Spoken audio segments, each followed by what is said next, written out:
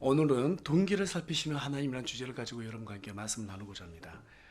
두 수도사가 어떤 개울가를 건너게 되었습니다. 그런데 개울가에 자신을 건네주기를 바라는 한 젊은 처자가 저쪽에 서 있는 거예요. 그래서 이 두 명의 수도자 중에서 한 사람은 여인을 못 본 척하고 걔를 훅 지나가 버렸고, 다른 한 사람은 여인에게 가서 자신의 등을 내주면서 어필하고, 그리고 자기가 건너게 해주겠다라고 하면서 강 개울가를 그렇게 업어서 건너 주었습니다. 그리고 이제 이 두 수도사는 계속해서 갈 길을 재촉해서 이렇게 걸어갔습니다. 그런데 좀 전에 여인을 못 본 채하고 지나가던 한 수도사가 화난 목소리로 자신의 그 동료 수도사에게 말했습니다. 여보게, 수도하는 몸으로 여인의 몸에 손을 대다니 자기는 부끄럽지도 않은가? 라면서 그렇게 호통을 쳤어요. 여인을 업었던 수도사는 그 말을 듣는 채 마는 채 하면서 묵묵부답으로 그냥 갈 길을 그냥 걸어갔습니다. 그러니까 더 화가 나는 거예요. 그래서 또 한마디 얘기합니다.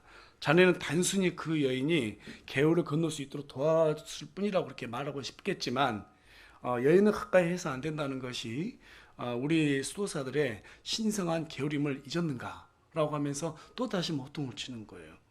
그러거나 말거나 계속해서 그 다른 수도사는 계속해서 갈 길을 갔습니다.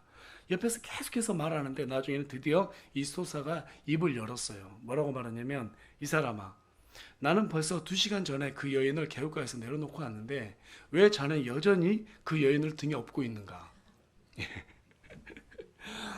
그 말을 들은 동료 수도사는 자신이 그렇게 질책한 동기가 너무 부끄러워서 고개를 푹 숙이고 그렇게 지나갔다고 합니다. 사람이 하는 말과 행동에는 저마다 동기가 있어요. 그리고 그 동기가 무엇이냐 따라 가지고 좋은 열매를 낼 수도 있고 또 나쁜 열매를 낼 수도 있다고 성경 우리에게 말해주고 있습니다. 그래서 마태복음 7장 16절은 열매로 그 나무를 알 수 있다고 우리 예수님께서 말씀하셨고, 또 계속해서 로마서 8장 27절에서 사도 바울은 마음을 살피시는 분께서 성령의 생각이 무엇인지 안다고 그렇게 기록하고 있습니다. 다시 말해서 우리 안에 계신 성령님은 우리가 무엇을 하든 우리 속 중심과 그리고 우리의 그 마음의 동기를 살피신다는 것이죠. 그 모든 것을 아신다는 거죠. 오늘 본문은 다윗의 생에 있어서 말년에 있던 한 이슈를 다루는 대목입니다. 다윗이 이제 세상을 이렇게 살아가면서 인생 말년에 마지막 말을 남긴 말이 지금 그 앞에 우리가 보고 있는 사무엘기하 24장 앞에 23장을 보면 나와 있는데, 우리 다 같이 23장 한번 보도록 하겠습니다. 다윗이 무슨 말을 남겼는가 하면 23장 3절 말씀입니다. 우리 다 같이 한번 읽어보도록 할게요. 시작. 이스라엘의 하나님께서 말씀하시며 이스라엘의 반석이 내게 이르시기를 사람들을 다스리는 자는 반드시 의로워야 하고 하나님을 두려워하는 가운데 다스릴지니라. 다윗이 인생을 살아오면서 자신이 왕이었잖아요. 그래서 사람을 다스리는 사람으로서 마땅히 해야 할 것은 하나님을 두려워야 된다. 이제 이것을 얘기하는 거예요. 그런데 그것을 아는 사람이 죄를 짓게 되는 거죠. 이제 물론 이 말을 한 시점은 정확하게 모르겠어요. 지금 24장을 기록한 전인지 후인지는 정확히 모르겠지만, 어쨌든 중요한 것은 우리가 오늘 이 본문 말씀을 통해서 하나님에 대한 두려운 마음을 잃어버리면 우리가 죄 가운데 놓일 수밖에 없구나. 그래서 지금 다윗이 말한 바대로 항상 하나님을 두려워야 된다. 특히 사람을 다스리는 사람들은 그 자체로 의로움을 드러내야 된다라는 것을 교훈으로 알 수 있게 됩니다. 물론 다스리는 사람만 그러는 게 아니죠. 우리 모든 성도들에게도 그에 마땅하게 주어져야 될 그런 자세이기도 합니다. 그런데 지금 다윗이 이 사무엘기하 24장에 기록된 이 죄가 어떤 거냐 하면 인구조사예요. 인구조사. 여러분, 사실 왕이 인구조사하는 게 크게 잘못되었나요? 우리 가끔 이 성경 읽다 보면 이해가 안 가는 부분들이 있죠. 그런데 하나님은 그것을 죄라고 말하고 있는 거예요. 왕이 나라를 통치하기 위해서 인구조사하는 거, 그건 너무나 당연한 것입니다. 과거에도 여러분 성경을 보게 되면 인구조사가 2차례 나와요. 민수기 1장에 가서 보면 그 첫 번째 인구조사는 출애굽 이후에 이집트에서 이스라엘 민족들이 나왔을 때 모세에 의한 인구조사가 한 차례 있었고요. 또 한 차례는 민수기 26장에 가서 보면 가나안 입성을 앞두고 아론의 아들 엘리아살에 의해서 인구조사가 또 한 차례 있었다는 것을 우리가 성경 기록을 통해서 볼 수 있게 됩니다. 그런데 왜 하나님은 다윗의 인구 조사를 두고 그것을 죄로 여겼을까? 예. 이제 그것을 알기 이전에 먼저 우리가 1절을 보시게 되면 우리 1절 한번 다시 읽어보겠습니다. 시작. 다시 주의 분노가 이스라엘 향해 타오르매 그분께서 그들을 치시려고 다윗을 움직이사. 자, 여기까지요. 지금 보면 이전에도 이스라엘 민족들이 여러 가지 일들로 하나님을 힘들게 했어요. 그래서 하나님께서 여러 차례 분노를 느끼셨습니다. 그런데 지금 다윗의 인생 말년에 와서 다시 주의 분노가 이스라엘 향해서 지금 타올랐다는 거예요. 성경에서 타올랐다는 것은 하나님의 분노가 어느 정도인지를 나타내고 있는데, 우리가 이것만 딱 봐도 뭘 느껴져요? 아, 엄청나게 하나님께서 화가 나셨구나. 이것을 우리가 알 수 있게 되죠. 예. 그런데 지금 중요한 것은 뭐냐면, 그렇게 진노가 타올랐는데 이 때문에 하나님이 다윗을 움직여서 죄를 짓게 했다고 지금 기록하고 있어요. 네. 자, 이 말은 이미 이스라엘 백성들이 하나님께 죄를 뭔가 지었다라는 것을 전제로 지금 하고 있는 말씀이죠. 예. 그런데 그 죄가 다윗의 인구 조사와도 지금 관련이 있다라는 거예요. 네. 그러니까 여러분들이 오늘 본문 보면서 아, 이스라엘 백성들의 죄가 있고 또 다윗의 죄가 있다라는 것을 일단 염두에 두시고 오늘 본문을 살펴보면 좋을 것 같습니다. 그래서 우리는 먼저 이 다윗에 대한 죄를 알기 이전에 하나님께서 다시 주의 분노가 이스라엘 향해서 타올랐다고 하니까 먼저 하나님이 왜 이스라엘 백성들에게 분노하셨는지 이것부터 좀 살펴볼 필요가 있다고 저는 여겨지는데요. 사실 성경에는 그와 관련된 직접적인 내용을 언급하고 있지는 않습니다. 하지만 앞에 기록된 내용들을 쭉 한번 살펴보게 되면 두 가지 측면에서 하나님께서 진노하셨다는 것을 알 수 있게 돼요. 그 첫 번째 이슈는 뭐냐면 15장에 가서 보면 다윗의 아들 압살롬이 반역했다라는 내용이 기록되어 있고요. 또 이제 20장에 가서 보면 두 번째는 벨리알 사람이면서 그 베냐민 족속에 속한 사람인데 이 세바라는 사람이 다윗에게 등을 돌리고 반역을 자행했다라는 내용이 기록되어 있습니다. 하나님이 진노하신 이유가 아마도 이 두 사건과 무관하지 않다라는 것을 성경 기록을 통해서 우리가 짐작해 볼 수 있어요. 처음에 이스라엘의 정치는 어떤 정치였습니까? 하나님이 직접 이스라엘 백성들을 통치하는 신권 정치였어요. 그런데 백성들은 이제 그 광야 생활에서부터 벗어나서 가나안에 입성하고 난 다음에 자신들의 땅이 생겼잖아요. 그러니까 이제 하나님한테 우리가 하나님을 왕으로 삼는 것도 좋지만 그보다 사람으로 왕을 세워 주십시오 라고 그렇게 간청하게 됩니다. 사실 이것은 여러분 하나님 보시기에 굉장히 큰 배신감을 느낀 거예요. 광야 생활에서 먹여주고 입혀주고 그죠? 마시게 해주고 보호해주고 많은 군대들이 쫓아왔을 때 전부 다 물리쳐 주시고 그렇게까지 신경을 써주셨어요. 성경 그것을 뭐라고 표현하고 있냐면 하나님께서 새끼를 갖다가 암탉이 새끼를 품듯이 그렇게 품었다고 기록하고 있거든요. 그런데 지금 와서 보니까 하나님의 통치는 부담스러우니까 일단 우리 사람을 좀 세워주십시오 이렇게 요청한다는 것은 하나님의 입장에서는 상당한 배신감을 느끼는 거예요. 아주 괘씸한 거죠. 그럼에도 불구하고 하나님은 그들의 요청에 따라서 사울에 이어서 다윗을 그들의 왕으로 세워주셨습니다. 그런데 백성들은 그것을 거부했어요. 그 기록이 사무엘하 15장 6절 방금 전에 말했던 압살롬의 반역인데 우리 한번 찾아가서 보도록 하겠습니다. 사무엘기하 15장 6절입니다. 자, 우리 다 같이 한 목소리 읽어보겠습니다. 시작. 왕에게 재판을 청하러 오는 온 이스라엘에게 압살롬이 이런 식으로 행하여 이처럼 이스라엘 사람들의 마음을 어떻게 했다고요? 도둑질했다라는 거예요. 그러니까 압살롬이 이스라엘 사람들의 마음을 도둑질했다라는 것은 이스라엘 사람들이 압살롬을 따라갔다 안 따라갔다? 따라갔다라는 거죠. 하나님이 손수 기름 부어서 세운 다윗을 배신했다라는 말이죠. 그 말은 무슨 말일까요? 하나님을 반역한 거랑 똑같다는 거예요. 계속해서 이 사건이 또 이어지죠. 20장 한번 가보겠습니다. 20장 1절하고 2절인데요. 우리 다 같이 세바의 반역에 대해서 읽어보겠습니다. 시작. 마침 거기에 세바라는 이름의 벨리알 사람이 그는 베냐민 족속 비그리의 아들이더라. 그가 나팔을 불며 이르되 우리에게는 다윗 안에서 얻을 몫이 없으며 이세 아들 안에서 얻을 상속 재산이 없도다. 오 이스라엘아 각각 자기 장막으로 돌아가라매 이에 이스라엘의 모든 사람이 다윗 따르기를 그치고 올라가서 비그리 아들 세바를 따랐으나 유다 사람들은 요르단에서부터 예루살렘까지 자기들의 왕에게 굳게 붙으니라. 지금 여기 보니까 세바 사건에서는요, 유다 족속만 빼놓고 나머지 11족속이 전부 다 누가 이렇게 밀착했어요? 세바한테 밀착했다라는 거예요. 이 또한 하나님에 대한 반역인 거죠. 예. 여러분, 임명권자가 누군가를 임명했어요. 그런데 사람들이 마음대로 바꿔버려요. 그러면 그 임명권자가 어떤 마음을 갖겠어요? 예, 대단한 배신감을 느낀단 말이에요.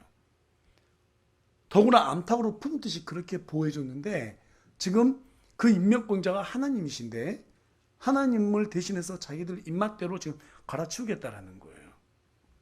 예. 이것은 하나님 입장에서 대단한 반역과 동의시 그렇게 여겼다는 거죠. 그래서 하나님은 이스라엘에게 심판하기로 그렇게 작정하신 겁니다. 그때 하나님은 다윗에게도 사실은 그와 같은 동기가 있음을 확인하게 됩니다. 그리고 사탄으로 하여금 다윗의 마음을 움직이게 하고 그 결과가 바로 인구조사가 된 거예요. 자, 그런데 왜 다윗이 인구조사한 일이 우리 주 하나님 앞에서 큰 죄가 되었는가?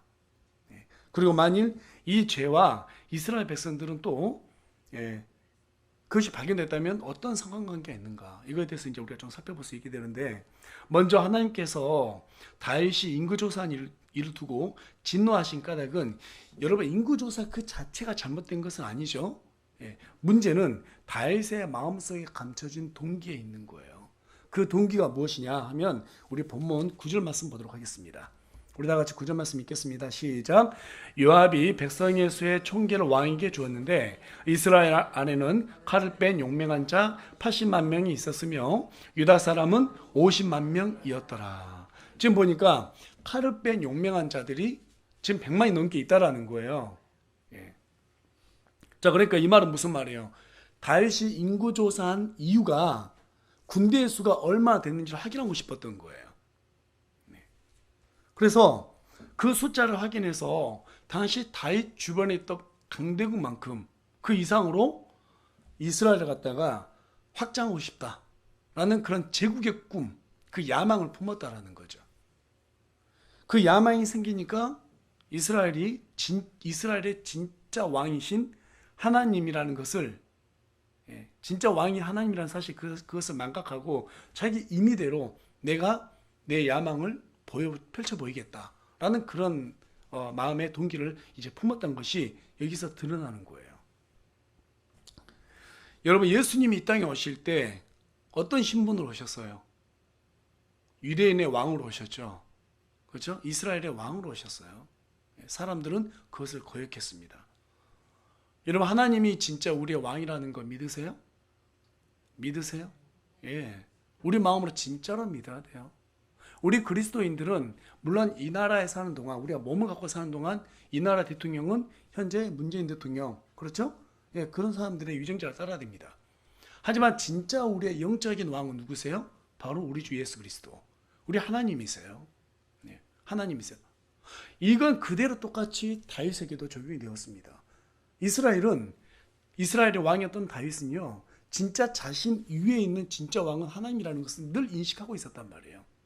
그런데 이제 말년에 가서 이스라엘이 커지고 백성의 수가 막 늘어났어요. 그러니까 이제 그 수를 세어보고 싶은 거예요. 꽤 많은 것 같아. 그러니까 거기에서 야망이 들어오는 거예요. 쉽게 말해서 소명이 야망으로 바뀌어버린 거예요. 다윗을 반역한 백성들이나 다윗이 자신의 나라로 여기고 야망을 가진 것은 모두 하나님 앞에서 반역된 행위입니다. 여러분, 하나님은 우리의 모든 생각을 다 알고 계신 분이세요. 모든 행동마다 우리의 동기를 다 알고 계신 분입니다. 하나님을 속이려고 하는 것은 대단히 위험하고 어리석은 일입니다. 사람은 속일 수 있어도 하나님은 결코 속일 수가 없어요. 그리고 여러분, 하나님은 숫자로 일하는 분이 아니라는 사실이에요. 우리가 세상을 살면서 이것을 늘 머릿속에 염두에 둬야 되지 않는가 싶어요. 숫자. 우리는 툭하면 숫자에 되게 민감하게 반응하죠. 그렇지 않습니까? 뭐 저만 그런가요? 예. 통장 잔고의 액수도 좀 중요하고, 그렇죠? 집의 평수도 중요하고, 그렇죠? 또 내 밑에 부하가 몇 명인가 이것도 중요하고요. 예. 근데 성경 기록 보면 계속해서 하나님은 숫자로 일하신 분이 아니라는 것을 우리에게 알려주고 있죠. 거대한 파라의 군대가, 엄청나게 많은 수의 파라오 군대가 이스라엘 백성들을 뒤쫓아왔을 때 하나님은 홍해를 갈라서 그들을 전부 다 수장시키고 말았습니다. 또 그 당시에 가장 강력했다고 하는 아말렉 군대가 광야에서 이스라엘 백성들을 공격해 왔을 때도 하나님께서는 어떻습니까? 모세에게 지팡이를 들어라, 막대기를 들어라, 그럼 이긴다. 막대기를 들었을 뿐인데 전부 다 그 군대를 무찌르게 만드십니다. 또 뿐만 아니라 이스라엘 백성들이 여리고에 도착했을 때 그 여리고성 주변을 7바퀴 돌았어요. 그렇죠? 근데 그 여리고성이 무너졌단 말이에요. 어떤 무기도 쓰지 않았습니다. 수가 많아서도 이긴 것도 아닙니다. 어떻게 이겼습니까? 하나님의 말씀에 따랐더니 이긴 거예요. 그러니까 우리 그리스도인들의 진짜 무기는 무엇이냐면, 승리의 조건은 무엇이냐면 하나님의 말씀에 따르는 순종이 있는 거예요. 결코 숫자에 있는 게 아니에요. 숫자에 있는 게 아니에요. 사람이 숫자에 집착하다 보면 다윗이 아닌 그 누구라도 소명을 갖다 야망으로 그렇게 바뀌어 버리게 됩니다. 왜 오늘날 많은 목회자들이 교회가 커지면서 타락하게 됩니까? 숫자에 집착하게 되었기 때문입니다. 교회인 수, 재정의 액수, 건물 크기, 평수, 온통 숫자예요. 거기에 매몰되면 목회를 하고자 했던 처음 동기가 변질되고 맙니다. 이처럼 사탄은 언제나 우리로 하여금 이 숫자에 집착하게 만들어. 야, 교회가 적으니까 그냥 일 안 해도 돼. 교회가 크니까 좀 나서려면 일해야 돼. 이런 마음 우리한테 심어준단 말이에요. 여러분, 제가 간곡히 여러분께 부탁하고 싶은 것은 숫자에 집착하지 말고 내 할 도리를 정확히 하면 되는 것입니다. 맞죠? 예. 우리가 그렇게 생각해야 돼요. 저도 마찬가지입니다. 사실은 어제 어떤 형제님하고 유튜브로 오랫동안, 요즘 보니까 줌이라는 프로그램이 잘 돼 있잖아요. 그래서 미국에 계신 형제님하고 한 2시간 이렇게 얘기를 했어요. 예. 그런데 그분도 그러시더라고요. 예, 설교하시는데, 목회하시는데 숫자가 적으면 힘이 안 납니다. 숫자가 많으면 설교가 잘 됩니다. 이런 얘기를 하시는데 사실 그래요. 저도 이제 강의하는 사람이기 때문에 사람 수가 많잖아요. 그러면 강의를 잘 할 수밖에 없게 되는 것 같아요. 많으면. 왜냐면 이 피드백이 좋거든요. 그러면 막 좀 더 에너지 나고 그렇죠. 적으면 조금 더 그 에너지가 적고. 그런데 늘 저도 마찬가지입니다. 설교 준비하면서 숫자가 적으니까 좀 대충 할까? 많으니까 좀 더 잘해야 되나? 그런 생각을 늘 안 하려고 노력하거든요. 그래서 우리 형제자매들도 숫자와 상관없이 교회를 좀 잘 섬겨줬으면 좋겠고, 또 숫자와 상관없이, 그렇죠? 우리가 또 사람들을 갖다 전도해서 교회 데려와야 된다. 꼭 그게 아니어도 됩니다. 여러분, 어디 가서든 내가 몇 사람을 구원할지 몰라요. 그렇죠? 그것은 하나님 하실 일이에요. 그러니까 내가 몇 명을 구원하든 구원하지 못하든 상관없이 그냥 가서 사람들에게, 귀 있는 사람들에게 전부 다 복음을 전해야 되는 거예요. 내가 몇 명 구원했다? 그거 상관없어요. 어떤 교회 가보니까 항상 전도하러 많이들 가시는데 거기에서 번거차로 딱 간대요. 그래서 동네에서 전부 다 그 교인들이 싹 이렇게 흩어져요. 그러면서 사람들에게 복음을 전해요. 복음을 전하면서 예수님 믿으시겠어요? 내 하는 말이 나올 때까지 붙잡아 놓고 전하는 거예요. 그래서 이제 사람들이, 시골에 있는 우리 어르신들은 또 순수하시잖아요. 그러니까 이 사람이 그걸 듣고 싶은가 보다 하면서 네, 믿겠습니다 하면 그제서야 놔준다는 거예요. 그리고 이제 기록한다는 거예요. 모여가지고 뭐라고 말하냐면 오늘 내가 몇 명 구원했다 하면서 집계를 한다는 거예요. 그 집계할 필요가 있을까요? 그거 어떻게 알아요? 모르잖아요. 근데 몇 명 구원했는지 집계를 하더라고요. 여러분, 그거 잘못된 겁니다. 내가 몇 명을 구원시키든 안 시키든 그렇게 해서 경쟁시키면 안 됩니다. 여러분, 숫자는 사람을 경쟁시키게 만들어요. 헌금을 내가 많이 했다 그래서 막 목에 힘주고 헌금을 적게 했으니까 등 구부리고, 그거 정말 잘못된 거예요. 그러면 헌금 적게 해서 고개 숙이면 나중에 많이 하면 고개 들겠다는 소리 아니에요. 그렇죠? 헌금 많이 해서 고개 뻣뻣해지면 나중에 헌금 못하면 고개 숙였다는 거 아니에요. 아니요, 여러분, 당당하십시오. 우리 형편에 맞게끔 하나님 앞에 드리면 되는 거예요. 많이 하면 많이 한 대로, 적게 하면 적게 한 대로, 그 액수가 전혀 상관없이 하나님 앞에 우리 마음을 드리는 겁니다. 동의하십니까? 네, 그러면 될 일이에요. 철저하게 신앙은 하나님과 나의 관계예요. 나와 관계예요. 다른 사람이 내 신앙 관계에 숫자로 비집고 들어올 수가 없습니다. 그리고 우리 또한 마찬가지로 숫자로 하여금 하나님께 나아갈 수도 없는 거예요. 우리 핫도리만 열심히 하면 되는 겁니다. 네. 하나님의 마음에 합한 자라 불렸던 다윗까지도 여러분 이 숫자에서 자유로울 수 없었다는 사실을 우리가 본문을 통해서 알 수 있게 됩니다. 예. 근데 이제 본문 1절에 보니까요. 무엇이 다윗의 마음을 움직이게 했느냐. 예. 지금 보면 그게 빠져 있어요. 다시 주의 분노가 이스라엘 향해 타오르며 그분께서 그들을 치시려고 다윗을 움직이사. 무엇으로 움직였다라는 말이 빠져 있죠. 예. 그 내용이 어디 있냐면 역대기상 21장에 기록되어 있는데요. 우리 다 같이 역대기상 21장 1절로 한번 찾아가 보겠습니다. 예, 다 같이 읽어볼게요. 시작. 사탄이 이스라엘을 대적하려고 일어나 다윗을 선동하여 이스라엘의 수를 세게 아니라. 지금 누가 다윗을 선동했다고요? 사탄이. 예, 사탄이. 그러니까 사탄이 나쁜 놈이죠. 그래 안 그래요? 전 가끔 사탄이 좀 불쌍해요. 여러분 봐보세요. 사탄이 마음을 선동했다고 하는데요. 하나님께서 그걸 허락해 주신 거예요. 그렇죠? 네. 근데 욥한테 가서 했더니 욥이 그 마음의 동기가 어떻게 드러났어요? 의로움으로 드러났죠. 근데 지금 다윗을 선동해 봤더니 다윗이 지금 뭘로 드러났어요? 불의함으로 드러났단 말이에요. 나를 자랑하고 싶어하는 그런 교만함으로 지금 드러났단 말이에요. 영적 교만함이 사탄으로 통해서 드러났단 말이에요. 그러니까 하나님은 사탄을 이렇게 활용하시는 거예요. 사탄은 무조건 믿는 사람 괴롭히면 즐거워요. 지네들은. 그러니까 하나님 그냥 냅두는 거예요. 그랬더니만은 실컷 괴롭혔는데 하나님의 도구로 쓰임받은 거예요. 사탄이 가서 다윗의 마음을 툭 쳐보니까 다윗이 인구조사? 나 더 큰 야망이 있어? 이게 딱 드러난 겁니다. 그 동기가. 네. 그러니까 여러분 참 우리나라 그 교회들 가서 보면 노상 24시간 귀신만 쫓아내는 교회들 많죠. 그렇죠? 자기네들 품은 그 동기까지도 전부 다 사탄의 탓이라고 돌리는데 이거 좀 구분할 줄 알아야 됩니다. 예. 우리가 마음에 불의 마음을 품는 거 그게 죄예요, 여러분. 그렇죠? 근데 사탄이 그렇게 만들었다고 말하는데 그럼 우리는 로봇가 되는 거죠. 아니에요.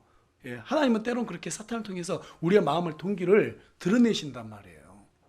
그러니까 지금 동기 그 자체가 지금 잘못된 것이지 사탄이 그 동기를 만든 게 아닙니다. 예. 그래서 하나님은 이 사탄을 통해서 그 다윗이 품은 그 마음을 드디어 겉으로 드러나게 만드신 거예요. 이 부분을 잘못 오해하시면 마치 예수님이 죽음을 위해서 하나님이 의도적으로 가룟 유다에게 어때요? 예수님을 팔게 만들었다라고 그렇게 주장하는 사람들처럼 하나님이 이스라엘을 치기 위해서 의도적으로 다윗에게 죄를 짓게 한 게 아니냐, 이렇게 생각할 수 있단 말이에요. 이거 여러분 그렇게 생각하면 안 됩니다. 예. 그래서 마태복음 10장 26절에 가서 보면 덮어둔 것 중에서 드러날 것이 드러나지 아니할 것이 없고 숨겨둔 것 중에서 알려지지 아니할 것이 없느니라 라고 그렇게 성경이 우리에게 기록하고 있어요. 네. 하나님은 우리의 생각뿐만 아니라 동기까지 전부 다 알고 계십니다. 우리가 어떤 마음을 품었는지 어떤 생각을 하고 있는지 우리가 머리털까지 다 세고 계세요. 예. 가끔 그래서 우리가 하나님을 만으로 여기고 속일 수 있다라고 생각하는 그런 당대한 마음을 갖고 있는데 그걸 다 버리셔야 됩니다. 그럼 어떻게 버릴 수 있는가? 네. 어떻게 버릴 수 있을까요? 지금 우리가 10절에 가서 보게 되면 다윗이 백성의 수를 센 뒤에 그의 마음이 그를 찌름으로 찔렀대요. 다윗이 하나님 앞에서 아마 기도했을 거예요. 그러는 가운데서 우리의 마음의 생각을 감찰하시는 우리 성령님, 우리 하나님께서 그의 마음을 툭 찔러주신 거예요. 그때서 깨달은 거예요. 우리가 하나님 앞에 기도할 때 우리의 마음의 큰 밑바닥, 까란지는 좌변에 있는 거 있죠? 그걸 다 들춰내야 돼요. 다 들춰내고 우리의 생각과 그 동기까지 하나님 앞에 있는 그대로 알려주시면 알아야지 우리가 진짜로 하나님 앞과의 그 대화가 성립되는 겁니다. 우리의 마음의 동기를 하나님 모르시겠자고 딱 숨겨두고 꽁꽁 숨겨두고 하나님 앞에 내가 바라는 그 요청만 해서는 결코 안 되는 거예요. 하나님은 그 숨겨놓은 것까지 전부 다 알고 계신다라는 거죠. 이제 다윗은 사탄을 통해서 자신의 그 나쁜 동기가 이제 발견되는데요. 그때 이제 그걸 깨닫지 못한 상태에서 군대 대장 요압에게 인구 조사라고 이제 지시합니다. 여러분, 요압이라는 인물은요, 다윗에게 아주 충직하지만 좀 무식해요. 다윗의 아들 압살롬, 다윗이 압살롬 죽이지 말라고 명령했잖아요. 근데 그걸 삼지창으로 찔러서 죽인 사람이 요압입니다. 아들이라도 필요 없어. 이게 되게 충직해요. 그런데 좀 무식해요. 쉽게 말하면 어떤 그 분들은 그렇게 말하더라고요. 요압에 대해서 마치 장비와 같다. 되게 장비 같은 사람이에요. 근데 그런 사람의 눈에도요, 이 왕이 인구조사라는 이 명령이 하나님 앞에서 잘못됐다고 생각한 거예요. 그 내용이 바로 3절에 있는데, 우리 다시 3절 읽어보겠습니다. 시작. 요압이 왕에게 이르되 백성이 얼마나 많든지 이제 주 왕의 하나님께서 백성에게 100배나 더하사 내 주 왕의 눈이 그것을 보게 하시기를 원하나이다. 그러나 내 주 왕께서는 어찌하여 이런 일을 기뻐하시나이까 하였으나. 왕한테 이거 잘못됐습니다라고 지금 얘기하는 거예요. 그런데도 다윗은 고집을 부리면서 무려 9달 20일에 거쳐서 인구조사를 실시하게 됩니다. 9달 20일. 그 말이 무슨 말이냐면 9달 20일, 약 10달이 되도록 다윗은 자기의 잘못을 뉘우치지 못했다는 거예요. 하나님이 그 인구조사는 9달 20일 동안 다윗에게 기회를 준 거예요. 그럼에도 불구하고 그 잘못을 전혀 뉘우치지 못하고 인구조사를 받게 되는 것을 우리가 보게 됩니다.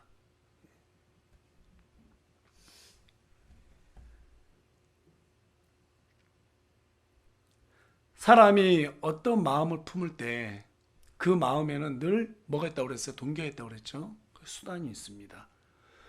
그 동기가 잘못 변질되면 수단을 본질보다 더 중요시하게 돼 있어요. 본질을 잊어버려요. 그러니까 목적만 남아있는 거예요. 목적만 남아있게 되면 내가 왜 이 일을 하고 있는지를 망각하게 된단 말이에요. 그래서 많은 목사님들 어떻습니까? 처음에 순수한 마음으로 교회를 시작하다가도 어느 시점 되면 만나면 항상 물어보죠. 몇 명 모여? 몇 명 모여? 첫 인사가 몇 명 모여요. 첫 인사가 몇 명 모여. 그게 그렇게 중요한가? 그래서 어떤 목사님이 그랬대요. 하도 그 교단에서 모임만 갔다 그러면 목사님들끼리 제일 앞에 앉은 분들은 당회할 때요. 총회할 때 제일 앞에 앉은 분들은 큰 교회 순으로 이렇게 앞에 앉은대요. 그래서 많이 모인 교회 목사님은 제일 앞에 앉아서 딱 고개 들고 있고, 적은 교회 목사님은 저 뒤에 앉아 있다고 그래요. 식사 시간대가 제일 곤욕이래요. 식사할 때 몇 명 모이가 항상 물어보니까. 그래서 어떤 목사님이 짜증이 나가지고 한 번은 교단에 딱 그 모임이 갔는데 몇 명 모이세요? 딱 물어보더래요.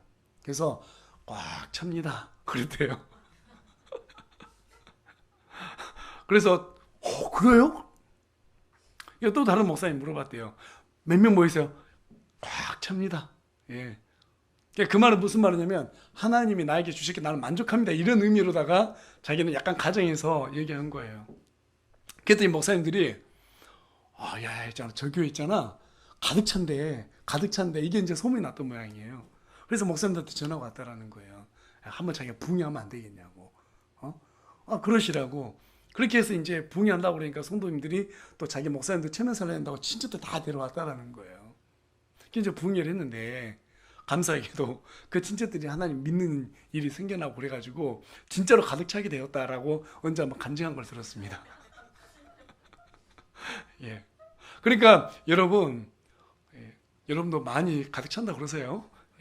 이 본질이 정말 중요한데 자꾸 이 수에 집착하는 우리 인간의 그런 그릇된 마음이 늘 거기에 있어요. 그것으로 뭔가 우월감을 느끼려고 그러고 내 정체성을 갖다가 증명해 보려고 하는 그런 마음이 있다라는 거죠.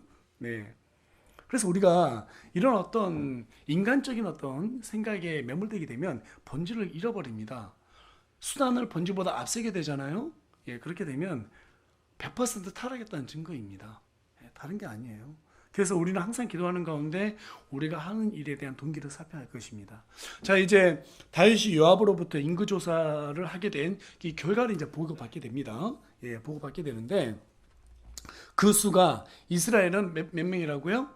80만 명이고 유다 사람은 50만 명이라고 얘기하고 있어요. 총 합치면 약 130만 명. 100만 대군. 그때 당시 인구수 100만 대군이 어마어마한 거예요. 그때 세계 인구가 얼마인지는 모르겠어요. 예, 어떤 학자들은 한 5억 정도 될 것이다 이렇게 추정하거든요. 예, 우리 금요일 날 우리 김자매님하고 이제 뭐 코로나 바이러스 뭐 이것저것 얘기 질병에 대해서 얘기하면서 그 스페인 독감이 역대 제일 무서웠다더라 이제 이런 얘기를 하는데요. 여러분 스페인 독감이 1918년에 있었습니다.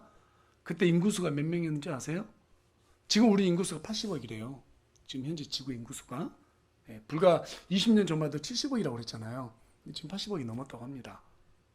스페인 독감이 있었던 1918년만 하더라도 그때 당시에 인구수가 18억이었습니다. 어마어마한 차이죠? 예, 18억이었어요. 그러니까 여러분 지금 여기에서 말하는 전 세계 인구가 그 당시 한 5억 정도 됐다라는 게 뭐 대충 공감이 되는 것 같아요. 근데 여기서 130만이다? 어마어마한 거예요. 수가. 그렇지 않습니까? 예. 그런데 역대기상 21장 5절에 가서 보면 이스라엘이 그 요압이 뭐라고 보고를 하게 되냐면 이스라엘의 수가 110만이고 유다가 47만 총 157만이라고 이렇게 보고를 합니다. 그건 지금 숫자가 다르잖아요. 그죠? 지금 20만 인구가 지금 차이가 난단 말이에요. 그럼 어떤 게 진짜인가? 그래서 역대기 상 21장 6절에 이제 가서 보면 뭐라고 말하냐면 요압이 왕의 말을 가증히 여겼으므로 그들 가운데 레위와 베냐민 이 족속에 대한 수를 세지 않았다라는 거예요. 그러니까 요압이 뭐를 얘기했냐면 저거 잘못된 건데 하면서 자기 일 시켰다고 지금 투덜대면서 허위복을 한 거죠. 쉽게 말하면. 예. 그러니까 그 수를 뺀 거니까 지금 현재 우리가 보고 있는 130만은 허위 수를 뺀 숫자예요. 그렇죠? 그러니까 진짜 수는 몇 명이라는 거예요? 157만이라는 거예요. 네. 많은 수가 맞다라는 거죠. 뺐으니까. 그러니까 여러분 진짜 157만, 여러분 밑에 157만 있다 그러면 얼마나 어깨가 이렇게 살아나겠어요? 그래 안 그래요? 그렇죠? 예. 그 어떤 목사님이 그 자식이 아들이 둘이가 있는데 셋이가 있는데 첫째 아들은 공부를 너무너무 잘해가지고 명문대를 갔대요. 둘째 아들도 명문대 갔답니다. 근데 셋째 아들이 공부를 기가 막히게 못하더라는 거예요. 근데 얘가 맨날 다 키우는 거나 관심 있고 그렇다는 거예요. 그래서 이제 사모님이 셋째 때문에 정말 속상해 죽겠다고 얘가 이번에 수학시험도 빵점을 맞았다고 하면서 막 사모님이 되게 걱정하시는 거예요. 그러니까 이제 목사님 하시는 말씀이 사모님한테 그랬대요. 여보 걱정하지 마. 그래도 제가 말이야 닭을 잘 키우잖아. 닭 3만 마리 키우면 사단장이다. 참 자존감 많이 높여주는 거죠. 닭 3만 마리 키우면 사단장이래요. 군단장인가요? 예. 군단장이죠. 예. 3스타다. 예. 여러분 근데 지금 다윗이 157만이에요. 얼마나 목에 힘이 들어가겠어요. 그렇죠? 야 좋다. 와 신난다. 이렇게 생각했단 말이에요. 예. 그런데 이 보고를 받고 나니까 마음에 탁 찔리는 거예요. 내가 왜 이 숫자를 보고받고 좋아하고 있지? 예. 탁 찔리는 거예요. 그리고 11절에 보니까 하나님께서 다윗이 깨달았을 때 대언자 갓을 보냅니다. 예, god가 아닙니다. 예, 대언자 이름이 갓이에요. 예. 이 갓이 이제 다윗에게 찾아갑니다. 그리고 13절에 가서 보니까 객관식을 내요. 선택형 객관식 냅니다. 선택해라. 그 문제가 뭔가 13절로 다 같이 읽어봅니다. 시작. 이에 갓이 다윗에게 가서 그에게 구하며 그에게 이르되 왕의 땅에서 7년 동안 왕에게 기근이 임하리이까 아니면 왕께서 왕의 원수에게 추격을 받고 그들 앞에서 석 달 동안 도망하시려나이까 아니면 왕의 땅에 사흘 동안 역병이 있으리까 이제 나를 보내신 분에게 내가 어떤 답을 드려야 할지 살피고 알려주소서 하매. 예. 갓이 가서 지금 세 가지 선택하라고 얘기하고 있죠. 7년의 기근을 당하실 것입니까? 아니면 또 옛날처럼 원수들에게 쫓겨다니실 겁니까? 아마 다윗은 지긋지긋할 거예요. 그렇죠? 2번은 죽어도 못하겠다는 생각을 했을 겁니다. 세 번째, 사흘 동안 역병이 있을 것입니까? 여러분 몇 번 선택하실랍니까? 예. 3번 선택하신다고 우리 김자미님 말씀하시는데 좀 악하신 것 같아요. 다윗 지가 지금 잘못해서 죄를 졌다고 생각하잖아요. 그러면 우리는 당연히 원수에게 쫓겨다니면서 제가 좀 그 죄를 감당하겠습니까? 이렇게 생각할 수도 있는데요. 다윗은 죽기보다 싫은 거예요. 예. 그래서 이제 무엇을 선택하느냐? 아주 지혜로운 선택을 합니다. 14절 읽겠습니다. 시작. 다윗이 갓에게 이르되 내가 큰 공경에 빠졌도다. 주의 긍휼은 크니 이제 우리가 그분의 손에 빠지고 내가 사람의 손에 빠지지 아니하기를 원하노라 하니라. 예. 지금 뭐라고 말했어요? 하나님의 긍휼하심에 맡기겠습니다. 예. 이렇게 얘기하는 거예요.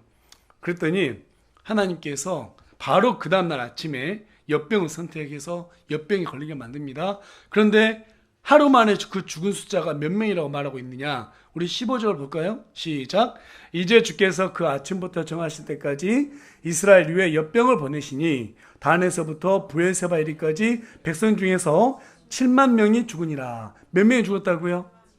예, 7만이 죽었대요. 7만이. 지금 코로나로 한 63만 명 죽었다고 하는데요. 지금 하루 만에 7만을 죽였어요. 너가 그렇게 자랑하고 싶은 인구수? 내가 하루아침에 얼마나 그게 잘못된 내가 보여줄게. 얼마나 네가 그렇게 야망을 꿈꿨던 걸 헛된 게 내가 보여줄게. 7만 명을 죽여버려요. 완전히 요즘 말로 멘붕 됐을 거예요. 그렇죠? 하루에 7만 명이면 사흘이면 지금 몇 명이에요? 3일이면? 예, 3, 7에 21. 21만 명이 죽는단 말이에요. 근데 그 엿병이 그걸로 딱 끝날까요? 또 계속해서 갈 수도 있죠. 예, 그때는 또 마스크도 없었으니까. 손 소독제도 없었으니까.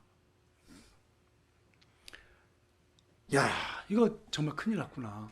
그래서 다시 이제 엎드려서 하나님 앞에 간절히 예, 기도합니다. 하나님, 왜 이 죄 없는 백성들을 칩니까? 저와 저희 집에게 그 죄를 돌리십시오. 그렇게 얘기를 한단 말이에요. 네. 근데 가만히 생각해 봤어요. 엿병으로 하루에 7만을 죽였는데 그게 하나님의 긍휼하심에 기댄 결과란 말이에요. 그렇죠? 그렇다면 만약에 다윗이 7년 기근 선택을 했다고 그러면 21만 명 더 죽었다는 소리예요. 맞죠? 또 왕이 사람들에게 쫓겨다녔다고 하면 쿠데타가 일어났단 말이잖아요. 쿠데타가 일어나면 사람들이 21만 명 죽는 건 문제도 아니란 말이에요.